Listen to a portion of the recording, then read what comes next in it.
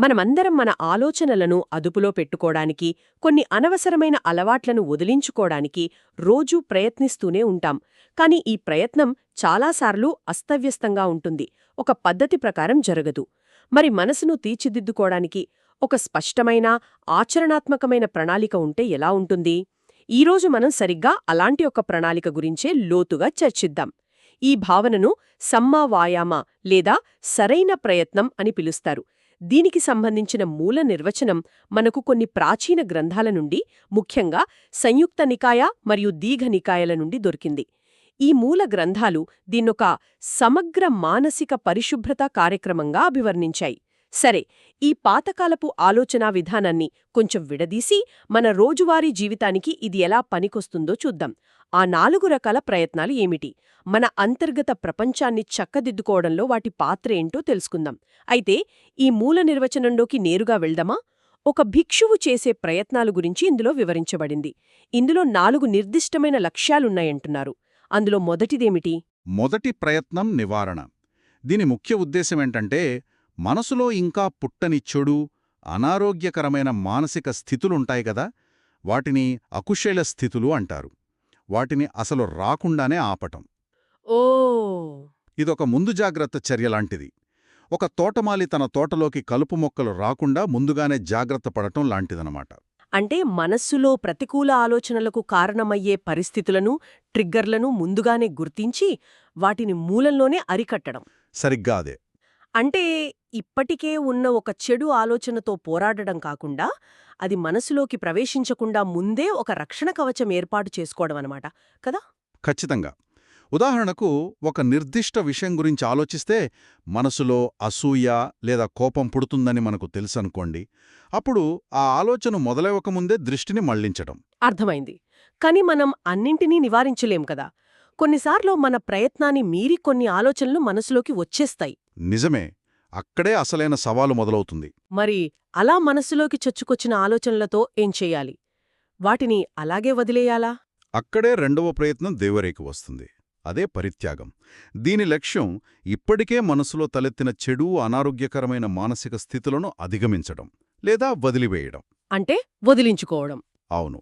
ఇది ఊరికే కూర్చొని చూసే ప్రక్రియ కాదని మూలగ్రంథం చాలా స్పష్టంగా చెబుతోంది. ఆ ఆలోచన దానికదే పోతుందని వేచి చూడ్డం సరైన పద్ధతి కాదు. ప్రయత్నిస్తాడు, శక్తిని పుట్టిస్తాడు, మనస్సును కేంద్రీకరిస్తాడు, శ్రమిస్తాడు అని ఆ గ్రంథంలో చాలా బలంగా చెప్పబడింది. అంటే ఆ ఆలోచన వచ్చినప్పుడు, ఓహ్, నాకు కోపంగా ఉంది అని గమనించి, ఆ కోపాన్ని తొలగించడానికి చురుకుగా ఏదో ఒకటి చెయ్యాలన్నమాట. అవును, చురుకైన చర్య తీసుకోవాలి.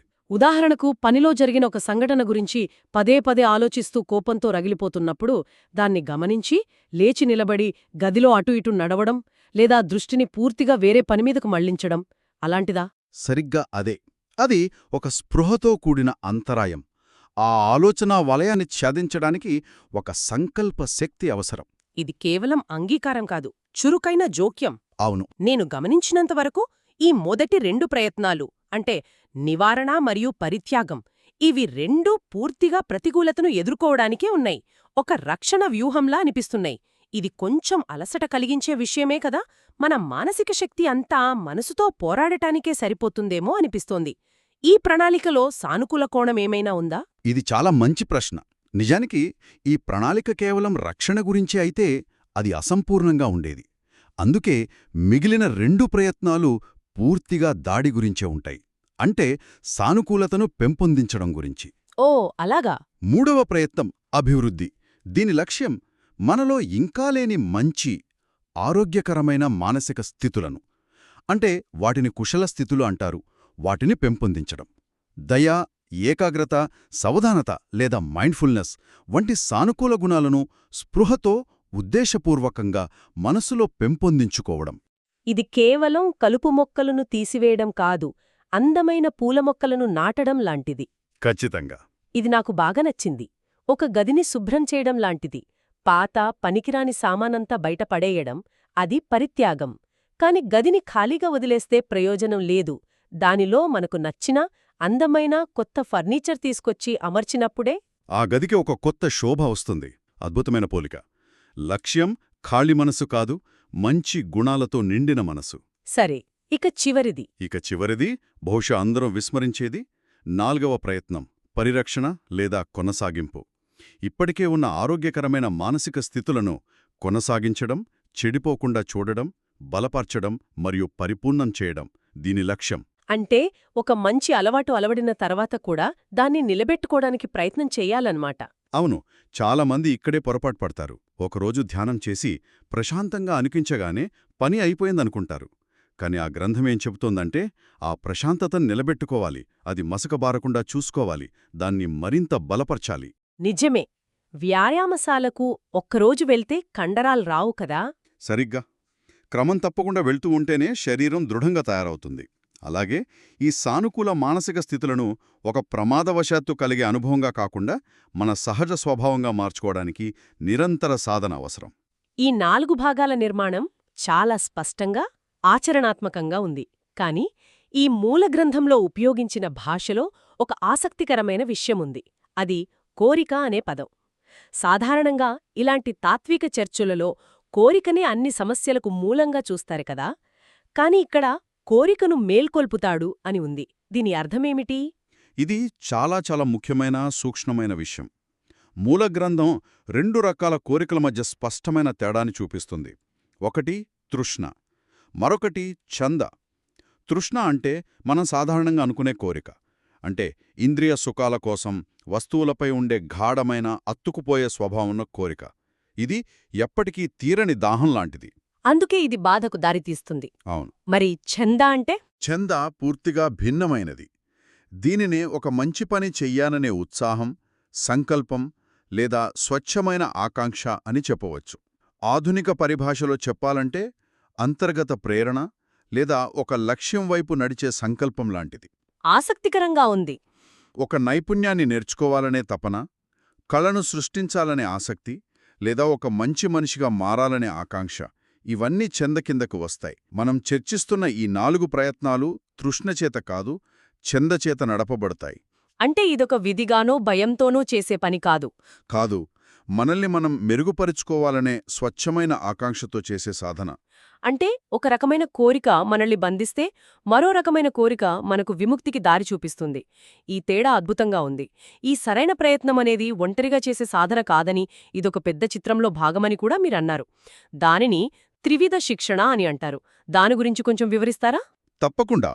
ఇది ఈ మొత్తం ప్రణాళికను అర్థం చేసుకోవడానికి చాలా అవసరం. ఈ ప్రయత్నం ఒంటరిగా నిలబడదు. దీన్ని ఒక క్రీడాకారుడి శిక్షణతో పోల్చవచ్చు. మొదటి దశ శీల లేదా నైతిక ప్రవర్తన. పునాది లాంటిదా? అవును, పునాది. ఇది క్రీడాకారుడి జీవనశైలి లాంటిది. సరైన ఆహారం, నిద్ర, గాయాలపాలు కాకుండా చూసుకోవడం. మన జీవితంలో ఇది మన మాట, మన చేతలు, మన జీవనోపాధికి సంబంధించినది. ఇవి సరిగ్గా ఉన్నప్పుడు మనసులో అనవసరమైన ఆందోళనలు, అపరాధ భావనలు తగ్గుతాయి. ఈ పునాది ఉద్దంగా ఉన్నప్పుడు తరువాత దశ ఏమిటి? రెండవ దశ సమాధి, అంటే ఏకాగ్రత లేదా మానసిక క్రమశిక్షణ. మనం ఇంతసేపు చర్చించుకున్న ఈ 4 సరైన ప్రయత్నాలు ఈ దశలో మొదటి అడుగు. అంటే ఇది అసలైన శిక్షణ? అవును, ఇది క్రీడాకారుడు జిమ్లో చేసే అసలైన శిక్షణ లాంటిది.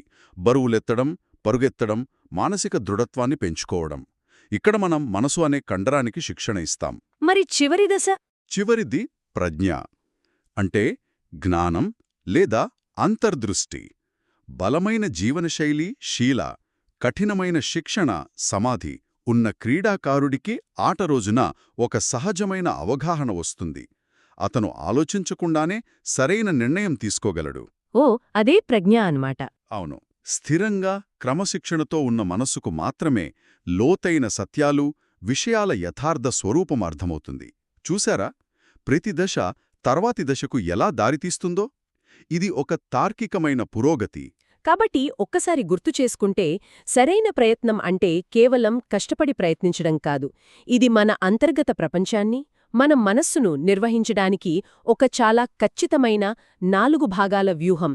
అవి చెడును నివారించడం, ఇప్పటికీ ఉన్న చెడును వదిలించుకోవడం, మంచిని అభివృద్ధి చేయడం, మరియు ఆ మంచిని నిలబెట్టుకుని పరిపూర్ణం చేయడం. ఖచ్చితంగా. ఇది ఒక చురుకైన, నిమగ్నమైన ప్రక్రియ. ఇది గుడ్డిగా చేసే పని కాదు. ఇది మనల్ని మనం మెరుగుపరుచుకోవాలనే స్వచ్ఛమైన ఆకాంక్ష, అంటే చెందచేత నడపబడుతుంది. మరియు ఇది నైతిక ప్రవర్తన, మానసిక క్రమశిక్షణ మరియు జ్ఞానమనే విస్తృత మార్గంలో ఒక కీలకమైన అంతర్భాగం.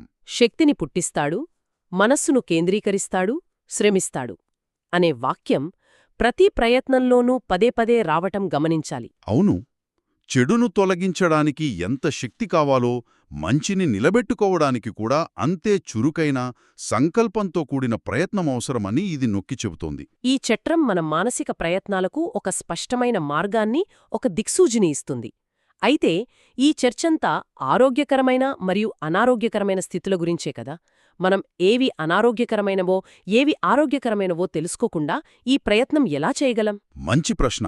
నిజానికి ఈ మూలగ్రంథాలు వాటి గురించి కూడా చాలా స్పష్టంగా చెబుతాయి. ఉదాహరణకు, మనస్సును కప్పి ఉంచే పంచ ఆటంకాలు లేదా 5 అడ్డంకులు గురించి ప్రస్తావిస్తాయి. ఇది మనకొక చివరి ఆలోచనను మిగులుస్తుంది.